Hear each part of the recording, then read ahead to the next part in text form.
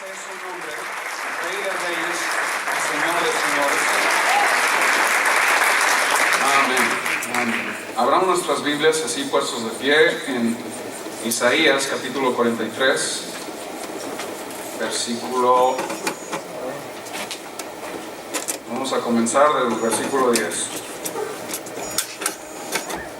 Y dice así: Vosotros sois mis testigos, dice Jehová, y mi siervo que yo escogí, para que me conozcáis y creáis y entendáis que yo mismo soy. Antes de mí no fue formado Dios. O sea que antes de él no hubo otra deidad, no hubo Dios antes de él, ni lo será después de mí. O sea que, fíjese, una de las definiciones de lo que es Dios es de que Dios no tiene principio ni fin. Si algo es antes que Dios, entonces eso es Dios, en definición. Pero como Dios no tiene principio, no hay alguien antes que Él. O sea, Él es primero, Él es antes que todo, todo en Él subsiste, porque pues precisamente es por eso que Él es Dios. Y tampoco será Dios formado Dios después de mí. Así dice, versículo 11, yo, y luego repito como diciendo hasta yo. En inglés, si tiene el King James, dice even I, o sea, hasta yo mismo, o sea, se lo repite, yo Jehová, y fuera de mí no hay quien salve. Bien, yo anuncié y salvé e hice oír, y no hubo entre vosotros Dios ajeno.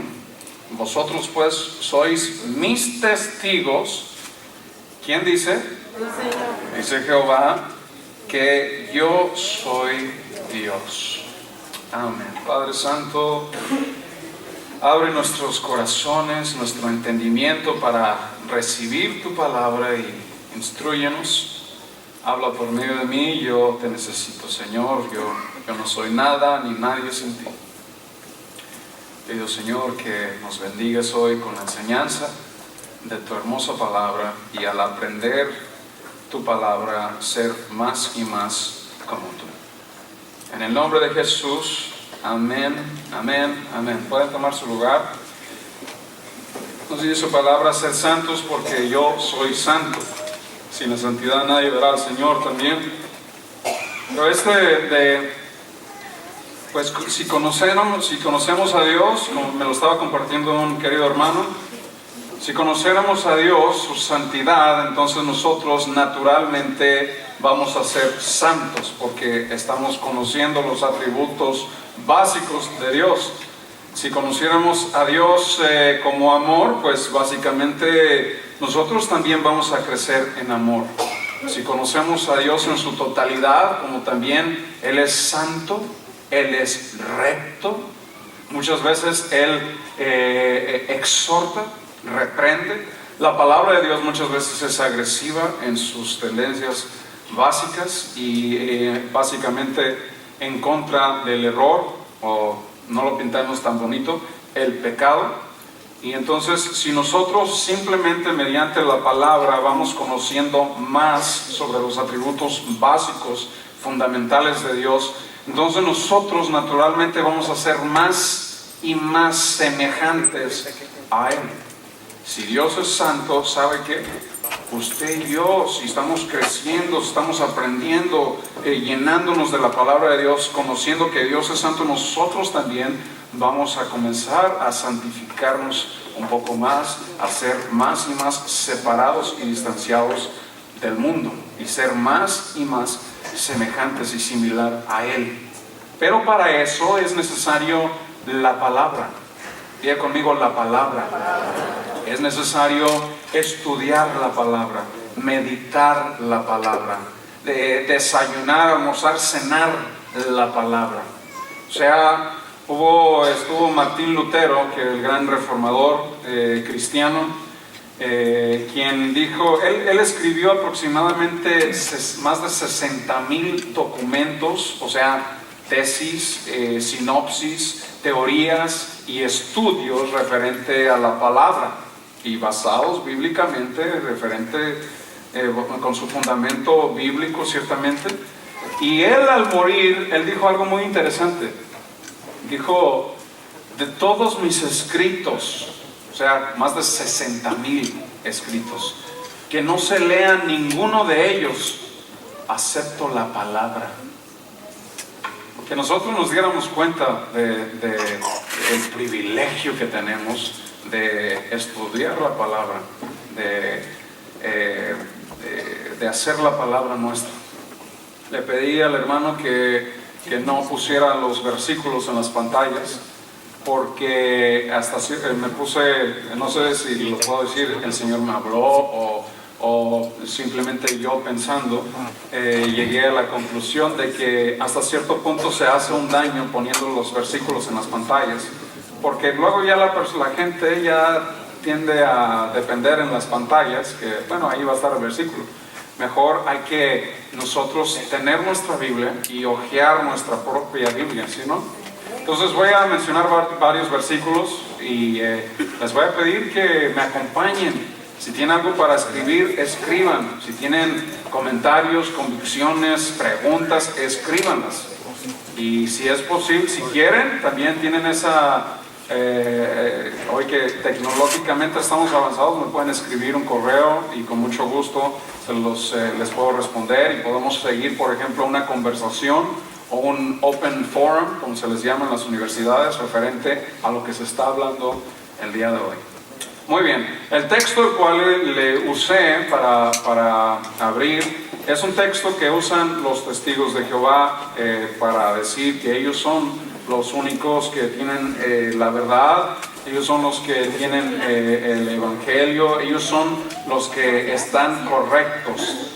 La lógica de ellos es de que ellos son los testigos de Jehová. Muy bien.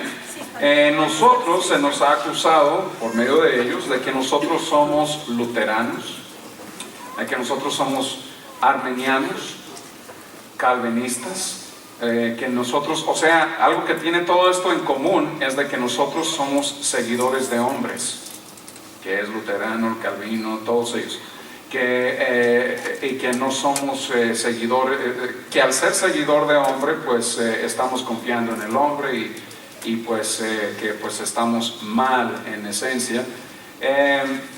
Y pues ellos pues aquí usan este texto para referirse de que ellos son los testigos de Jehová. Vosotros sois mis testigos, dice Jehová, y mi siervo que yo escogí. O sea, ellos se apropian de esta escritura. En el versículo 11 dice, yo Jehová, fuera de mí no hay quien salve. Luego en el versículo 12, vosotros sois mis testigos, dice Jehová, que yo soy Dios. Muy bien, vamos a aplicar un poco de apologética en este sermón. Siempre en un sermón siempre tiene que haber un balance apropiado de hermenéutica, que es un estudio básico, reglas y estudios para la palabra, homilética, y también apologética, apologetics, que es la evidencia o el arte de la defensa de la fe cristiana. Y muchas veces es necesaria tener y aplicar esta evidencia en la defensa de la fe cristiana. ¿Por qué digo cristiano? Porque el cristiano no se llama luterano, ni el cristiano se llama calvinista, armenista o como quiera que sea. El cristiano se le llamó cristiano en la palabra, en el libro de los Hechos, en Antioquía, que el cristiano es la palabra que quiere decir seguidor y adorador de Jesucristo. Esos somos los que somos. Somos cristianos, somos seguidores y adoradores de Jesucristo. También nos dice su palabra en Hechos capítulo 1, versículo 8, que seréis mis testigos. Está hablando Jesús. Que seremos sus testigos y predicaremos en Samaria, Judea y hasta los últimos confines de la tierra. Seremos sus testigos. Muy bien. Hoy vamos vamos a estudiar más o menos, no más o menos, sistemáticamente sobre la deidad, y vamos a ver, ¿qué quiere decir deidad? ¿Qué quiere decir sobre la divinidad? En inglés es Godhead, que es las enseñanzas teológicas. Teo quiere decir, se refiere a Dios, y lógica, que quiere decir al estudio, al pensamiento. Eso es lo que vamos a estudiar. Hoy vamos a estudiar teología. ¿Muy bien? Entonces, un yes. Para los que no saben, ese yes vino de mi mamá. Qué bueno. Traigo porra. Muy bien. En el 2001 llegó una señora, me tocó la puerta de mi casa un sábado en la mañana, y ella venía con una jovencita de unos 15 años. La señora era americana y la jovencita parecía que era como afroamericana con americana, con gringa. Entonces me tocaron y me entregaron una revista y me decían que me ofrecían un estudio bíblico.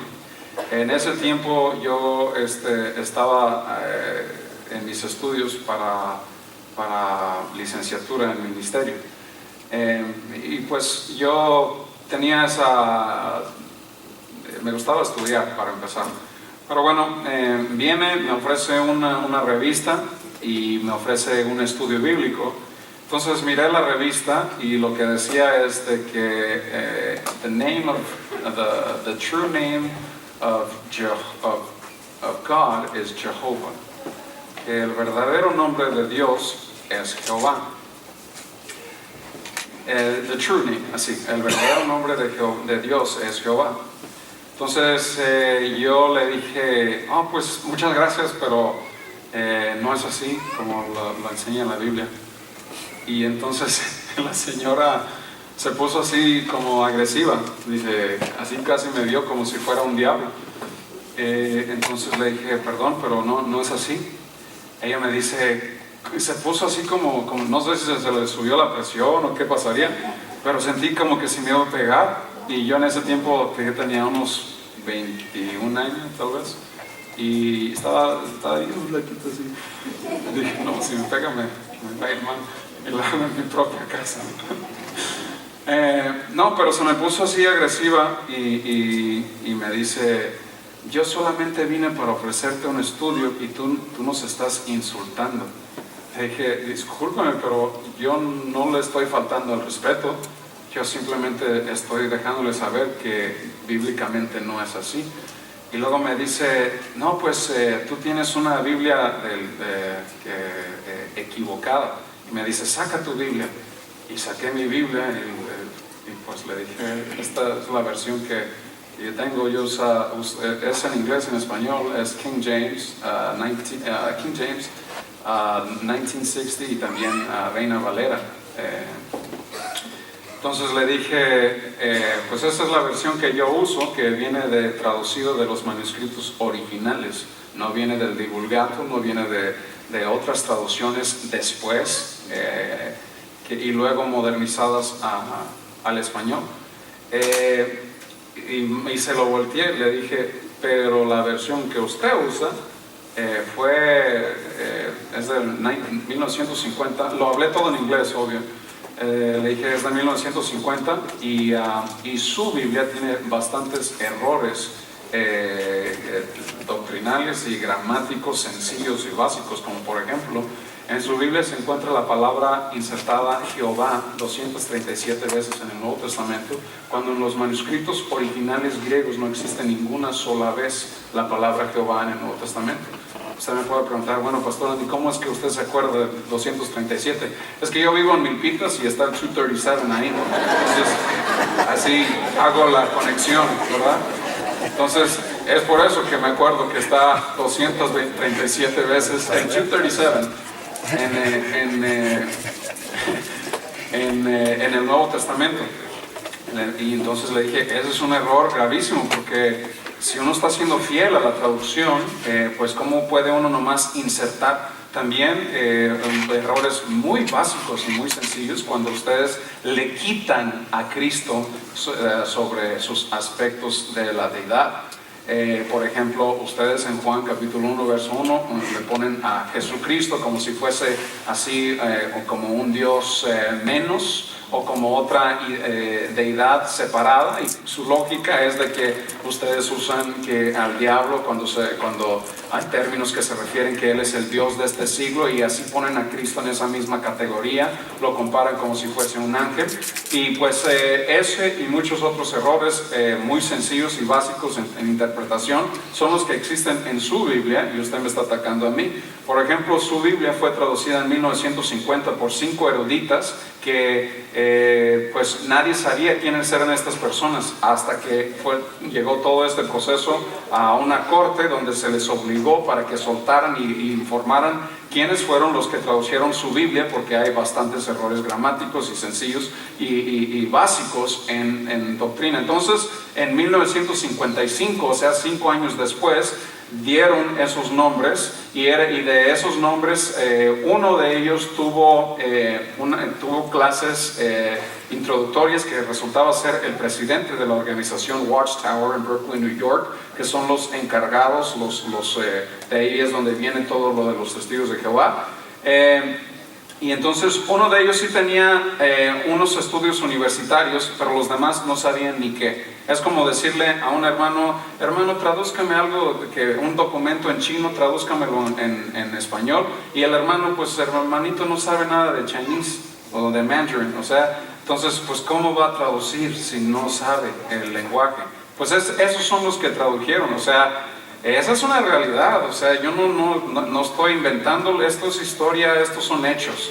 Y básicamente el que sí tenía estudios, nomás no era un maestro en la lengua, sino era alguien que había tenido estudios, pero unos estudios no te hacen un bilingüe, un erudita preciso. Por ejemplo, nomás una comparación, y me pongo a mí como ejemplo. Yo tomé 4 años de francés. Yo, Andy Barrón, tomé 4 años de francés. Pregúnteme si me acuerdo. Sí, me acuerdo un poquito, ¿verdad? No me acuerdo nada. Y eso que tomé mis 4 años, o sea, 4 años de todos los días, lunes a viernes, tomar francés. Sí me acuerdo algo, pero básico. Pero si voy a Francia a tener una conversación, dije, ¿cómo se decía que me llamo tal? Talibú y algo así. O sea, obvio, tomé 4 años, no soy experto. Podría haber sido, tal vez, si lo hubiera llevado un poco más. A lo que voy en comparación es de que, pues, este señor, el presidente de la organización, sí tenía unos estudios, pero no era suficiente calificado para traducir de manuscritos originales a la Biblia actual, que ellos le llaman las Sagradas Escrituras del Nuevo Mundo, traducción del Nuevo Mundo. Entonces, con bueno, ella me acusó que yo tenía una Biblia básicamente del diablo, y yo le dije no le dije, no, usted tiene una Biblia del diablo. No, le dije simplemente hechos, de datos. Le dije, bueno, la que está aquí equivocada es usted, pero ya me preguntó, bueno, entonces, ¿cuál es el nombre verdadero de Dios? Y le dije, bueno, si el nombre de Dios es un nombre que no tiene vocales, es un nombre que no se puede pronunciar, viene de un tetragramatón que está en Éxodos 3:14, cuando dice yo soy, el que soy. Este es el nombre exacto de Dios, pero en el hebreo es un tetragramatón el cual no tiene vocales. O sea, ¿cómo se pronuncia algo que no tiene vocales? Es algo muy difícil para pronunciar el nombre de Dios. Entonces, lo que hicieron los sacerdotes, para no mencionar el nombre de Dios equivocadamente, ellos agregaron las vocales del nombre, o le pueden llamar título técnicamente, Adonai. que Adonai quiere decir Señor, my Lord. Esto es lo que quiere decir Adonai en el hebreo. Entonces tomaron la A, la O y la A, la mezclaron con el tetragramatón, que se traduce Yahweh, más o menos, esa es la traducción. Que ya traducido a nosotros en español tenemos la palabra que es Jehová, o en inglés Jehová. Entonces, como nosotros podemos ver, el nombre de Dios es básicamente, bueno, el nombre de Jehová está compuesto del tetragramatón con los sacerdotes que insertaron las vocales, el tetragramatón, y así es como se llega a la conclusión del nombre Jehová. Muy bien. Entonces le expliqué esto a la señora y la muchachita estaba como súper atenta. Ojalá, y no sé si haya dado su vida al Señor, pero estaba muy atenta a lo que estaba diciendo. La señora estaba muy brava. Entonces la señora se volteó, estaba cerquitas, y luego ya que les empecé a hablar así calmado y todo, se volteó y dice, como que me dice, tú eres un falso, y que siempre se dijo de ti que iban a haber muchos falsos profetas, y se estaba yendo. Entonces le dije, no, perdóname, todavía no se vaya, no. Ahorita usted me está acusando a mí de ser falso, y yo nomás le he estado dando puros datos, pero me estás diciendo que yo soy el falso. ¿Sabías que ustedes profetizaron que en 1914 iba a venir el Cristo, y también iba a ser el primer Armagedón? Pues no fue Armageddon, y tampoco vino el Cristo así como entendemos que va a regresar de nuevo. Pero luego ellos le cambiaron a decir, bueno, sí vino, pero ahora Él habita en las oficinas de Brooklyn, New York, en Watchtower. Y que de ahí envía, no, perdón, esto es en serio, no estoy, esto de verdad. Entonces de ahí Cristo reina sobre el mundo dando las instrucciones por medio de Watchtower en Brooklyn, New York. De ahí se dan las instrucciones, de ahí salen las revistas, de ahí sale el material. Salían en ese tiempo aproximadamente 8.214 voluntarios que salían a repartir, y esto es en 1914. Entonces, como no sucedió así como se había dicho, pues ahí le acomodan, ¿verdad? No, pues Cristo está en uno de estos cuartitos y Él aquí personalmente nos dice cómo hacer. Entonces, bueno, yo no le argumenté en eso, o sea, es como que se lo dejé así como para que ella pensara.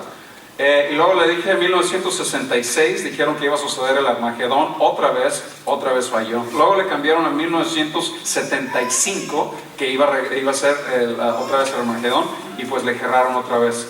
¿Se le cerraron? ¿Sí entienden esa palabra? Entonces le dije, ahora la Biblia dice que el que profetiza en el nombre de Jehová y no se hace, ¿qué se tiene que hacer? Apedreado. Yo no le iba a apedrear a la señora, ¿verdad? Imagínense. Ahí aplica el que no tiene pecado que aviente la primera. Aplica, ¿verdad? Entonces, básicamente le dije que los falsos eran ellos lo que estaban profesando. Y al ponerse de ese nivel, ellos ni cuenta se dan que están siendo anticristo, contra Cristo. Es lo que quiere decir. Y se ponen en una posición en contra de Cristo. ¿Cómo? Porque le hacen menos. Y sabían que la Biblia dice que Cristo tiene un nombre que es sobre todo nombre. Filipenses capítulo 2, versículo 6 en adelante. 6 al 11, si no me equivoco. O sea, que en Cristo toda rodilla en el cielo, la tierra y debajo de la tierra se van a doblar y confesar que Jesucristo es el Señor. Pero al hacerlo menos, se ponen en posición más bien de contra Cristo. Y vamos a ver un poquito aquí el tema. Entonces dice, vosotros sois mis testigos. La Biblia nos dice ya en Hechos 1:8 que somos testigos del Señor. A ver, yo Jehová y fuera de mí no hay quien salve. Si vamos al libro de Juan. Y también le expliqué a la señora sobre sus problemas doctrinales, sobre lo que es la transfusión de sangre y también otros datos ahí muy interesantes. Por ejemplo, ellos antes no prohibían que se hiciera transfusiones de órganos, pero en el 1968 es cuando cambiaron esa posición, porque pues, se le estaba muriendo mucha gente, muchos feligreses. Entonces ya pueden hacer transfusiones de órganos, pero la sangre, como no es tan común, pues la sangre todavía permanece. Ellos tienen su aspecto aquí que tratan de ponerle ahí un versículo todo mal puesto, pero esa es así como, no se vayan a hacer son castigos. No, se va a poner más bueno. Ahí va, apenas estoy agarrando ritmo. Entonces, pero referente a que nos dicen que nosotros somos luteranos o lo que sea, somos nombrados por otras personas, como que diciendo seguidores de otras personas. ¿Sabían que fue Charles Taze Russell, el fundador de los testigos en 1870? Y entonces, del 1870 a 1931, en esa época, esa temporada, ellos no se llamaban Jehovah's Witnesses o testigos de Jehová, ellos se les llamaba Russellites. A ellos se les llamaban Russellites, de acuerdo a Charles Taze Russell, el fundador de los testigos. Y fue en una convención en 1931 en Columbus, Ohio. He estado en Columbus unas 3-4 veces antes que viajaba bastante de cosas de negocio. Yo trabajaba en equipaje de telecomunicaciones y tocaba viajar mucho. Es bonito Columbus, pero no es así como wow. Pero bueno, ahí fue en una convención donde se pusieron el nombre oficialmente Testigos de Jehová. Y lo hicieron porque había división entre ellos, entre los Russellites. Entonces medio se van separando. Entonces ese era el motivo por el cual oficialmente se pusieron el nombre Testigos de Jehová. En 1931, o sea que desde su inicio pues ellos eran Russellites. O sea, este argumento que ellos dicen que somos seguidores de hombres, lo que sea, mejor piénsenle antes de aventar pedrada. Muy bien, entonces dicen que no hay otro quien salve. Bueno, si vamos al libro de Juan, capítulo 4.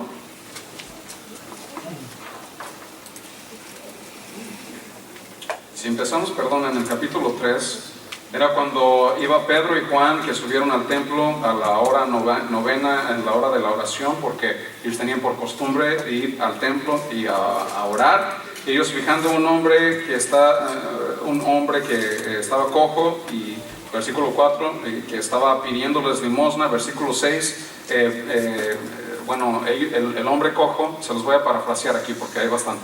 El hombre cojo mira hacia los apóstoles, a Pedro y a Juan, y Pedro y Juan le dicen, Pedro le dice, mírame a los ojos, lo mira a los ojos y le dice, oro ni plata tenemos, no tenemos esto, pero lo que tenemos, en el nombre de Jesús de Nazaret te lo damos, levántate y anda. ¿Bien? Algo muy interesante que usan, en el nombre de Jesús de Nazaret. En el nombre de Jesús de Nazaret. Luego, si vamos al capítulo 4, vemos que son llevados ante los sacerdotes, los jefes, los saduceos, son llevados al templo, y luego son cuestionados por el sumo sacerdote, Anás, Caifás, Juan, Alejandro y todos los que eran de la familia de los sumos sacerdotes. Ellos vienen y a cuestionarles, y en versículo 7 dice, y poniéndoles en medio les preguntaron, ¿con qué potestad o en qué nombre? Eso es interesante, mencionar el nombre. ¿En qué nombre habéis hecho vosotros esto? Y entonces Pedro, lleno del Espíritu Santo, les dice, gobernantes del pueblo y ancianos de Israel, puesto que se nos interroga acerca del beneficio hecho a este hombre enfermo, de manera que haya sido sanado, el versículo 10, sea notorio que a todos ustedes, todos vosotros y a todo el pueblo de Israel, que en el nombre de Jesucristo de Nazaret, eso es bien importante, el nombre de Jesucristo de Nazaret, quien ustedes crucificasteis y Dios lo resucitó de los muertos, por él este hombre está en vuestra presencia sano. ¿Por quién? Por Jesucristo de Nazaret. Jesús es esa piedra que ustedes reprobaron los edificadores, pero la cual se ha convertido en cabeza del ángulo. Y hoy en día la gente sigue reprobando esa piedra angular a Jesucristo. Lo siguen haciendo menos, lo siguen menospreciando. Hasta hoy en día el mundo religioso sigue haciendo eso. Noten cómo no le tiran a Mohammed, al Buda, nada de ellos. Bien tolerantes con todo el mundo, pero háblenle de Jesús y en cualquier oficina, aquí las que se mencionan, yo conozco a varios de los empresarios aquí, o sea, nomás tócales el nombre de Jesús y como que hay que ser delicados y como que no hables mucho, pero háblale de todos, todo el mundo y sí, muy tolerantes.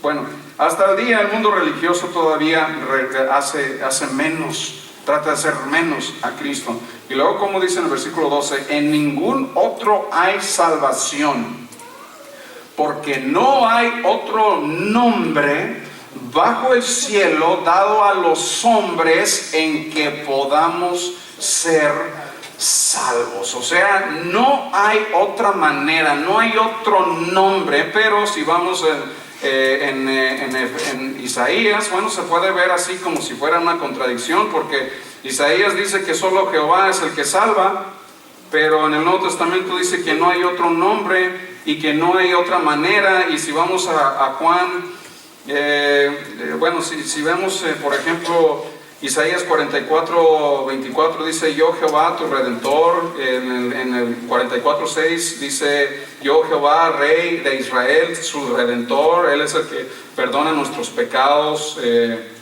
Si vemos Isaías 46:9 nos dice: no hay otro Dios, no hay semejante a mí. Pero si vamos en el Nuevo Testamento, en Hebreos capítulo 1, versículo 3, Jesús es la misma imagen, la misma sustancia.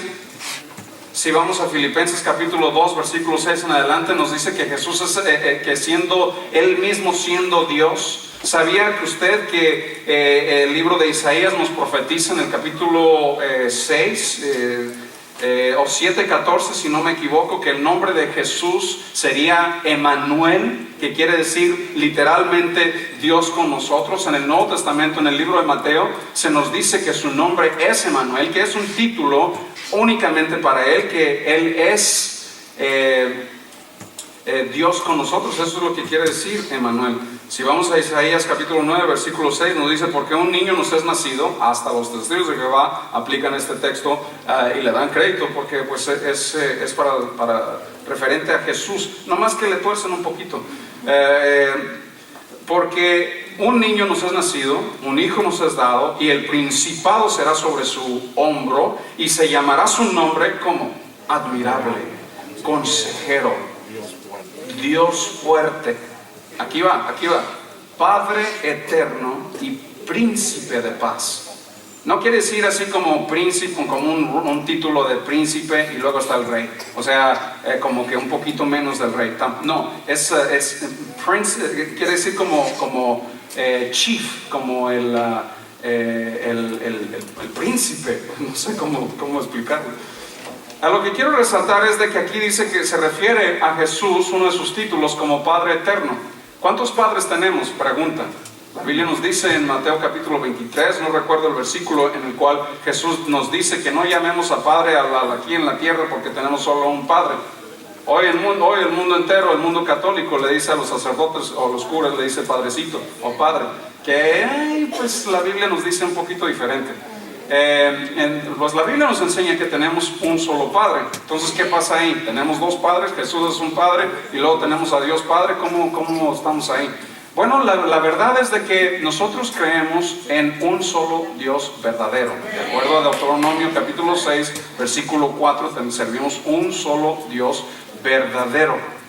Somos monoteístas, solamente es un Dios. El decir que servimos a tres diferentes dioses sería una herejía muy básica, muy fundamental. Creemos que servimos un solo Dios verdadero, quien se manifiesta en tres personas distintas. Hay distinción entre el Padre, el Hijo y el Espíritu Santo. Se puede entender en rol o en función, pero al final, en conclusión, es que la Biblia nos dice que Dios es uno.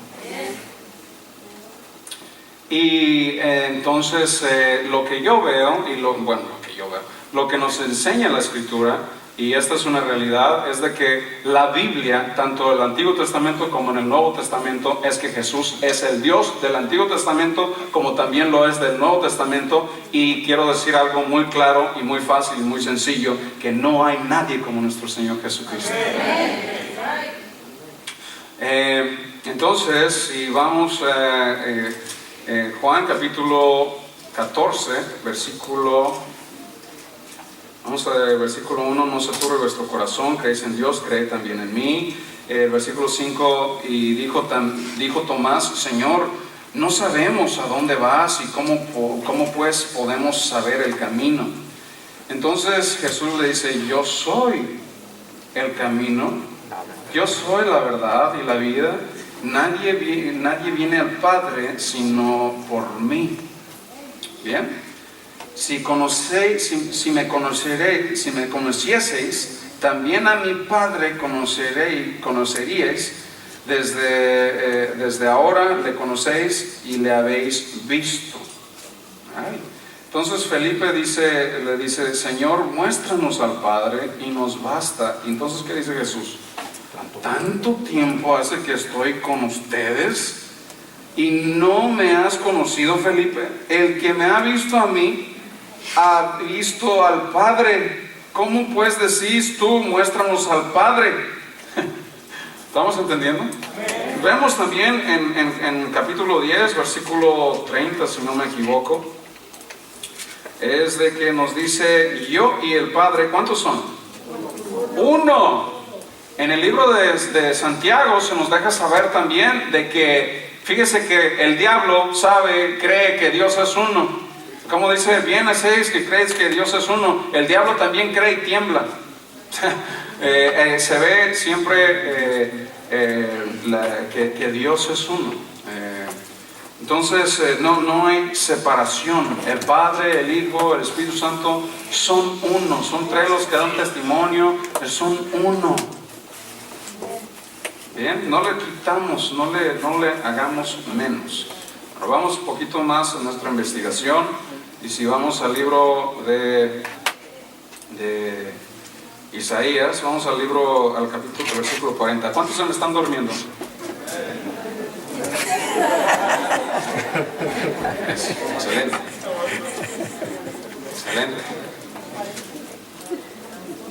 Si alguien ahí como que está durmiendo, es ok, de todos modos va a ir al cielo.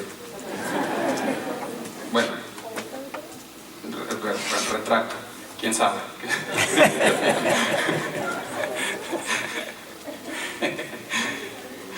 Y no tiene nada que ver porque duerma, no. O sea, es su vida, si le ha entregado al Señor su vida y todo. Muy bien. El versículo, Isaías 40, versículo 3 dice, vos que clama en el desierto, preparad camino a Jehová, enderezad calzado en la soledad de nuestro Dios.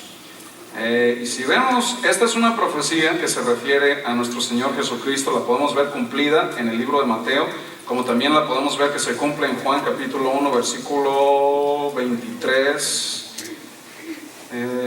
Dijo, yo soy la voz de uno que clama en el desierto, enderezad el camino del Señor, como dijo el profeta Isaías. O sea, es una referencia directa de Isaías capítulo 40, versículo 3. Muy bien, ¿están siguiendo? Sí. Bien, en Isaías dice, así como está escrita, preparad camino ¿a quién? A Jehová. Pero en el Nuevo Testamento vemos que ese camino se le estaba preparando a Jesús. ¿Estamos entendiendo? O sea que en el Nuevo Testamento se refiere pues a Jesús, esta profecía, pero en el Antiguo Testamento dice que se le está preparando ese camino a Jehová. Enderezad el calzado en la soledad a nuestro ¿quién? A nuestro Dios, o sea, refiriéndose a Jesús en su plena deidad total. ¿Estamos entendiendo? Si vamos, vamos a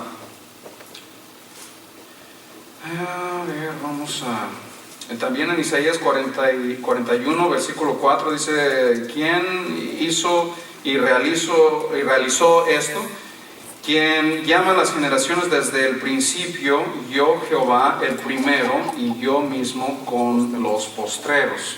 Ven, si vamos al Nuevo Testamento, en Apocalipsis capítulo 22, versículo 13, también capítulo 1, versículo 17, vemos que Jesucristo es el alfa, el omega, el principio y el fin. Él es el primero y Él es el último. Vemos que este texto también, en Jesús está su cumplimiento. También hay varios versículos en Isaías capítulo 41, versículo 10, versículo 14, cuando se aplica de que Él es nuestro Redentor. El capítulo 42, versículo 8 nos dice, yo Jehová, este es mi nombre, y no daré mi gloria a otro, ni mi alabanza a esculturas. O sea, está diciendo que su nombre es Jehová y no le va a dar su gloria a nadie más. Bueno, resulta que en el nombre de Jesús toda rodilla, el cielo, tierra y debajo de la tierra se van a doblar y todos van a confesar que Jesucristo es el Señor. Todos le van a dar gloria y honra a Jesucristo. O sea, no es que están peleados o haya contradicción, simplemente el Antiguo Testamento en esencia es una sombra y figura y tipo del Nuevo Testamento, y se cumple en Jesucristo toda la ley, todas las profecías y la plenitud de la deidad. En Cristo está la plenitud de la deidad, si no me equivoco, en Colosenses capítulo 2, versículo 9. Colosenses 2, 9. Porque en Él habita corporalmente toda la plenitud de la deidad. Se lo voy a leer en inglés porque yo estoy medio gringón. Ahí va. For in Him dwelleth the fullness of the Godhead bodily. O sea, cuando se dice deidad, en inglés se dice Godhead. O sea, respecto a la divinidad, respecto a Dios. En Cristo está la plenitud de Dios corporalmente. O sea que en Cristo se cumple. ¿Sabe lo que yo veo en la palabra? Es de que desde que usted abre la primera página de su Biblia, esto se le llama un libro de Jesús. This is a Jesus book. Se refiere a Jesús, se habla de Jesús, apunta a Jesús. La ley es aquello que apunta hacia Cristo. La ley de Jehová es perfecta y convierte el alma, de acuerdo a Salmos capítulo 19, verso 7. Y la ley de Jehová nos apunta al Salvador, nos apunta a nuestro Señor Jesucristo. Amén. Amén. Vamos a seguir un poco más, donde nos dice Isaías 43. Vamos a...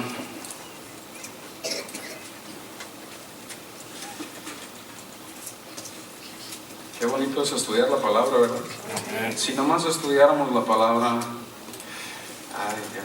tenemos tanto que podríamos aprender.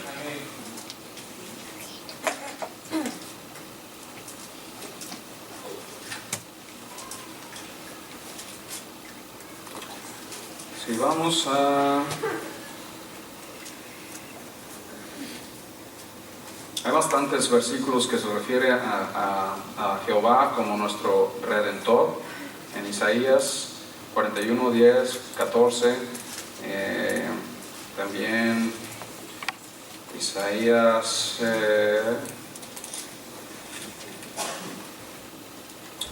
44, 24, pues así dice Jehová, tu Redentor, quien te formó desde la vientre, yo Jehová, que todo lo hago, extiendo los cielos y extiendo la tierra por mí mismo. Bueno, también si vamos a Juan capítulo 1, versículo 1, dice que el principio era el verbo era con Dios, el verbo era Dios, y por medio de él todas las cosas son formadas, de acuerdo a Filipenses. Por medio de todas las cosas subsisten en él, fueron creadas. O sea, vemos cumplimiento. Si vamos al 44:6 y también el 8, vemos otra vez ese aspecto de redentor de parte de Jehová. Jehová es redentor, él es quien perdona. Y sí, o sea, si nosotros pecamos, quebramos la ley, entonces nosotros estamos pecando en contra de él, estamos quebrantando la ley que él nos dio, y al hacer eso estamos pecando contra él. Cuando tú cometes un pecado, principalmente, así como lo dice Josué, ¿cómo haré tal cosa de pecar contra Dios? O sea, cuando nosotros pecamos contra Dios, y como pecamos contra Dios, el único que nos puede perdonar es Dios. O sea, si usted peca contra Dios, yo quién soy para ponerme ahí en medio y perdonarte porque pecaste contra Dios. Eso sería una blasfemia. Así, todo eso de los cuartitos donde uno que se confiesa y todo, y que le dio que tal, ustedes ya pueden llegar a esa conclusión, ¿no? O sea, bíblicamente hablando, hemos pecado contra el Señor y tenemos que compensar nuestros pecados a Él. Él es quien nos perdona.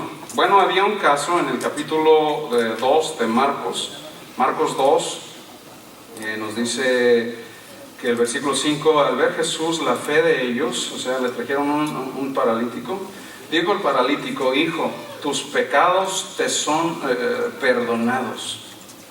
Jesús dijo: hijo, tus pecados son perdonados. No lo sanó. Le dijo: tus pecados te son perdonados. Muy bien. Y estaban ahí sentados algunos de los escribas, los cuales cavilaban, o sea, ellos razonaban dentro de sí, en sus corazones. ¿Por qué habla así? Blasfemias, dice. ¿Quién puede perdonar pecados sino solo Dios? O sea, técnicamente hablando, ellos están correctos, pero pues resulta que técnicamente Él es Dios. Entonces, pero pues ellos no tienen ese conocimiento todavía. Entonces Jesús, conociendo luego Jesús en su espíritu, que cavilaban, razonaban de esta manera dentro de sí mismos, les dijo: ¿por qué razonan o caviláis así en vuestros corazones? Versículo 9. Porque ¿qué es más fácil? ¿Decir al paralítico: tus pecados te son perdonados? ¿O decirle: levántate, toma tu lecho y anda? Y luego le dice, contesta Jesús ahí mismo: pues para que sepáis que el Hijo del Hombre tiene potestad en la tierra para perdonar pecados, le dijo al paralítico: a ti te digo, levántate, toma tu lecho y vete a tu casa. Entonces el paralítico enseguida tomó su lecho, saliendo de todos, delante de todos, de manera que todos se asombraban y glorificaban a Dios, diciendo: nunca hemos visto tal cosa.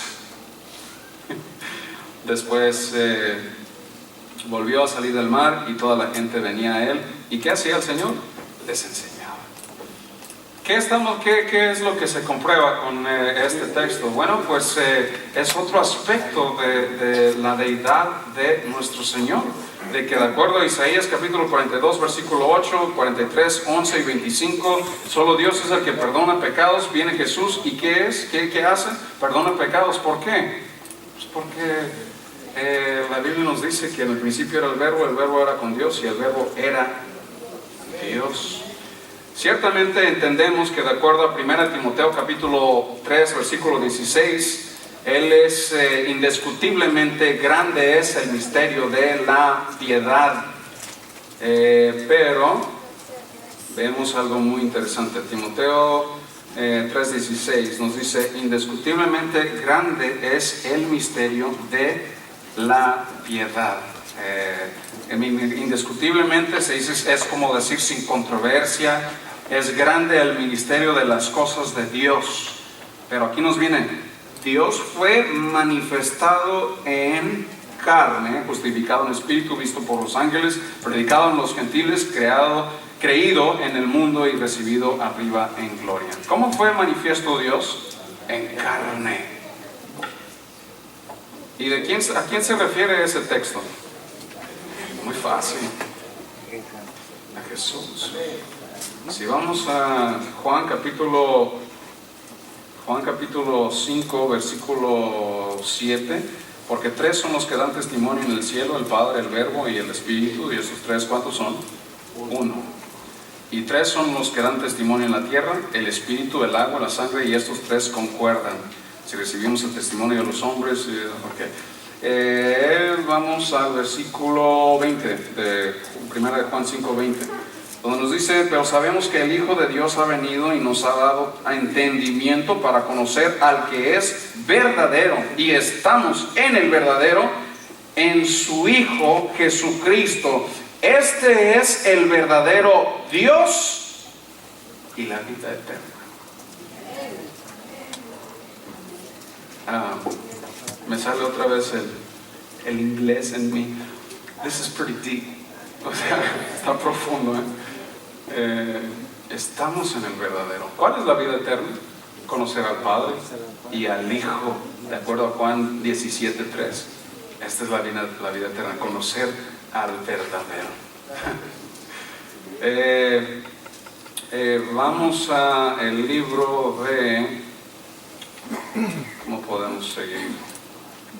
Vamos a Filipenses. No, perdón, vamos a Apocalipsis. Apocalipsis capítulo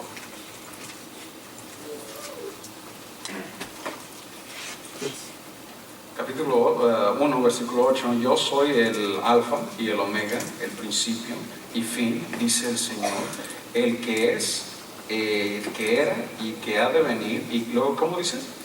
El Todopoderoso, que ese es un cumplimiento de otra de las escrituras en Isaías. O sea, por ejemplo, Isaías 44:4, de que vemos ese cumplimiento en él. Bueno, vamos a Apocalipsis 22.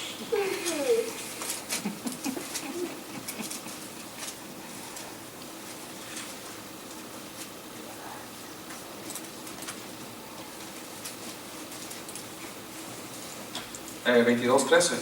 Yo soy el alfa y el omega. No sé si su Biblia usted la tiene así como la mía, que está escrita en rojo, o sea que se aplica a Cristo. Yo soy el alfa y el omega, el principio y el fin, el primero y el último. Bienaventurados los que lavan sus ropas para tener derecho al árbol de la vida, para entrar en las puertas por la ciudad, mas los perros estarán fuera, y los hechiceros, los fornicarios, los homicidios, los idólatras y todo aquel que ama y hace mentira. Yo, Jesús, he enviado a mi ángel para daros testimonio de estas cosas a las iglesias. Yo soy la raíz del linaje de David, la estrella resplandeciente de la mañana, y el Espíritu y la iglesia, la esposa dicen: ven. El que oiga, diga: ven. Y el que tiene sed, venga, y el que quiera tomar del agua gratuitamente de la vida, se toma gratuitamente. Yo testifico a todo aquel que oye estas palabras de la profecía de este libro: si añadiere a estas cosas, Dios traerá sobre él las plagas que están escritas en este libro. Si alguno quitare las palabras del libro de esta profecía, Dios quitará de su parte del libro de la vida y de su santa ciudad y de las cosas que están escritas en este libro. El que da testimonio de estas cosas dice: ciertamente vengo en breve. Amén. Sí, ven, Señor Jesús. La gracia del Señor Jesucristo esté con todos vosotros. Amén. Impresionante, ¿no? La palabra. Vamos a Filipenses.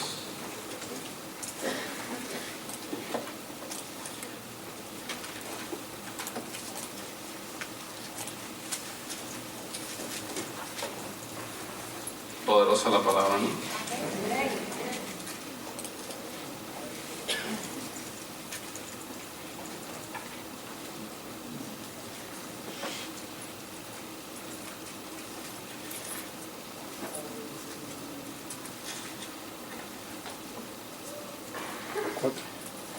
Vamos al versículo 5. Haya pues en vosotros este mismo sentir que estuvo en Cristo, el cual, siendo en forma de ¿qué? De Dios, siendo en forma de Dios, está en Filipenses 2:6. Cristo Jesús siendo en forma de Dios. mas no se estimó a ser igual a Dios como a cosa que aferrarse, sino que se despojó a sí mismo, tomando forma de siervo, hecho semejante a los hombres, y estando en condición de hombre, y se humilló a sí mismo, haciéndose obediente hasta la muerte, y muerte de cruz, por lo cual Dios también, ¿qué pasa? Le exaltó hasta lo sumo y le dio, ¿cómo? ¿Qué pasó ahí? Alguien diga. Pero díganlo así bien. Le dio un nombre que es sobre, ¿cuántos? Todo nombre. En el Antiguo Testamento y en el Nuevo, todo nombre. En la tierra, el cielo, tierra y debajo, todo nombre. Para que en el nombre de Jesús, ¿qué va a pasar? Se va a doblar toda rodilla, todas las rodillas que están en los cielos, en la tierra y debajo de la tierra, ¿sí? Y toda lengua confiese que Jesucristo es el Señor, para gloria de Dios Padre.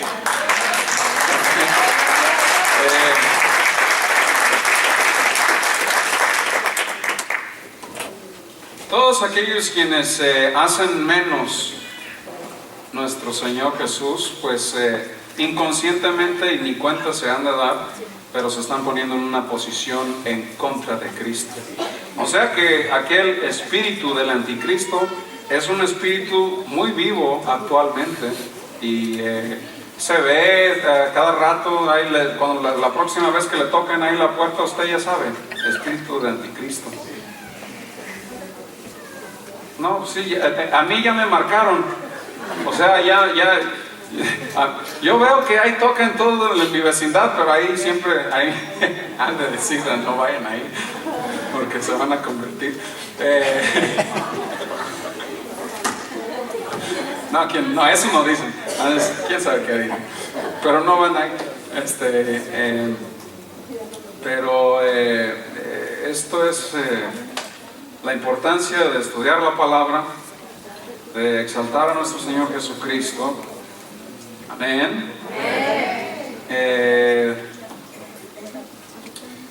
Esos son aspectos teológicos básicos referente sobre la deidad de Cristo, y es importante saberlo porque mientras más y más conocemos de nuestro Señor, más y más nos estamos haciendo más y más como Él.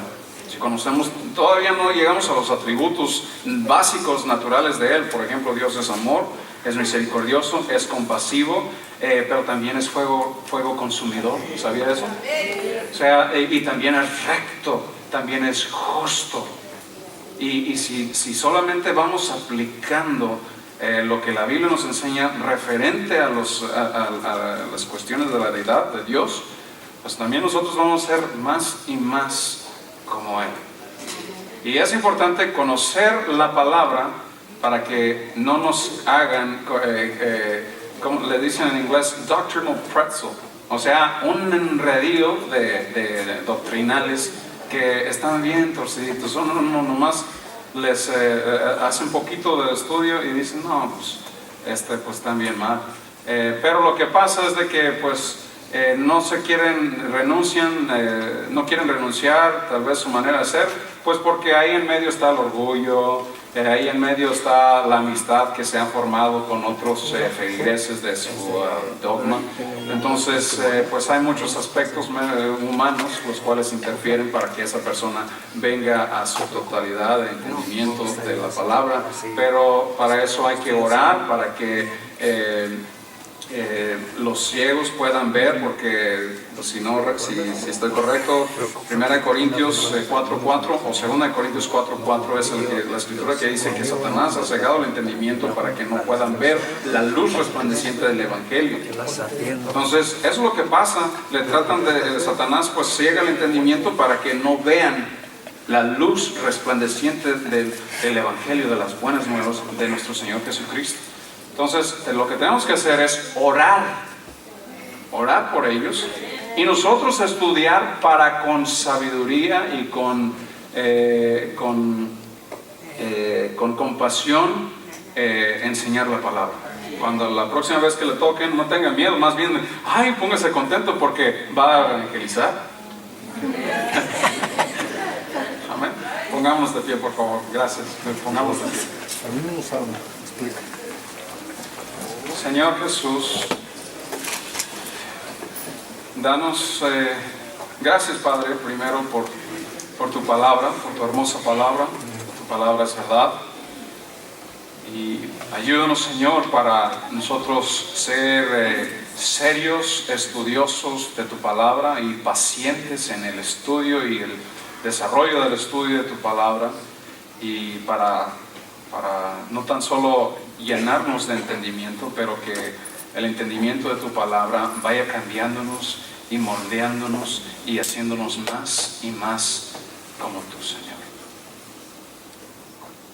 Que no seamos nomás religiosos, presumiendo que conocemos la verdad. No queremos ser eso. Esto no es para vanagloriarnos. Es para conocerte y ser más como tú y predicar tu palabra no adulterada, pura. Predicar tu palabra a quien sea que esté acercando a ti. Pido, Señor, tu bendición sobre tu pueblo y cada uno aquí presente. Bendícelos, Señor, sus hogares, sus hijos y el estudio personal de tu palabra en sus vidas. En el nombre de Jesús. Amén. Démosle gloria a Dios. Repito, Él es quien merece la gloria. Queridos hermanos, que Dios los bendiga. Muchas gracias por estar aquí en la casa del Señor. Que Dios los bendiga grandemente.